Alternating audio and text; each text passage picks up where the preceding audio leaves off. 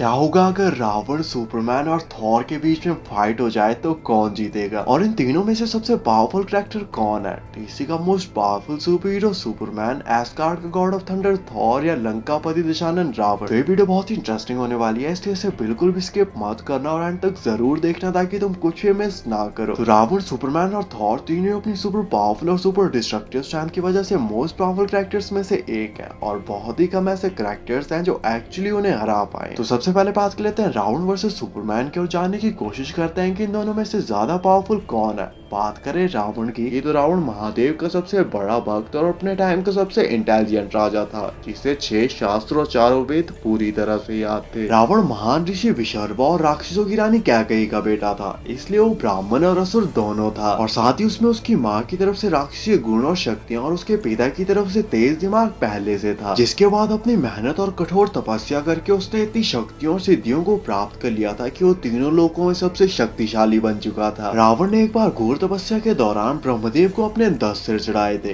जिससे प्रसन्न होकर ब्रह्मदेव ने रावण को अमृतत्व का वरदान दिया था, जिससे रावण इमॉर्टल हो गया और उसके पास सुपरनैचुरल रीजनरेशन और हीलिंग की पावर्स भी आ चुकी थी। और ब्रह्मदेव के इस वरदान की वजह से देव, दानव, राक्षस, नाग या कोई भी जानवर रावण को ना ही मार सकते थे और ना ही उसे हरा सकते थे, और रावण को हरा पाना या मार पाना सिर्फ किसी मानव के लिए ही संभव था। और इसीलिए जब भी कोई रावण के सिर या किसी और बॉडी पार्ट को काटता था तो रावण मरता नहीं था, बल्कि वहाँ पर उसका दोबारा से दूसरा सिर रीग्रो हो जाता था। रावण एक कुशल राजा था जो हमेशा अपनी सेना के आगे चलता था, और उसने बहुत सारे युद्ध बगैर सेना के अकेले भी जीत लिए थे। रावण इतना ज्यादा शक्तिशाली बन चुका था कि तीनों लोकों में किसी के लिए भी उसको हरा पाना लगभग असंभव था, इसलिए उसने एक बार यमराज पे आक्रमण करके यमराज को हरा दिया था, कुबेर से उसका पुष्पक विमान छीन लिया था, और शनिदेव को भी युद्ध करके उसे बंदी बना लिया था। रावण इतना ज्यादा शक्तिशाली और ड्यूरेबल था कि वज्र, सुदर्शन और यहाँ तक कि ब्रह्मास्त्र तक उसके आर्मर को तोड़कर उसके पार नहीं जा सकते थे, और इंद्रदेव और वरुण देव जैसे देवता सिर्फ उसका नाम सुनते ही वहां से डरकर भाग जाते थे। रावण के रीजनरेशन और हीलिंग फैक्टर्स का एग्जाम्पल हमें फाइनल फाइट में मिलता है, जहाँ पे श्री राम उसके हजारों सिरों को काट देते हैं, पर फिर भी वो मरता नहीं है, बल्कि वहाँ पर उसके दूसरे सिर आ जाते हैं। और इसी फाइट के दौरान रावण लक्ष्मण और हनुमान जैसे महायोद्धाओं को हरा देता है, और वानरों की आधे से ज्यादा सेना को ब्रह्मा के तमसास्त्र से एक ही सेकंड में मार डालता है। रावण के पास इमेंसिव स्ट्रेंथ थी, और वो कभी भी फाइट के दौरान अपने ओपोनेंट पे अपनी फुल स्ट्रेंथ का यूज नहीं करता था,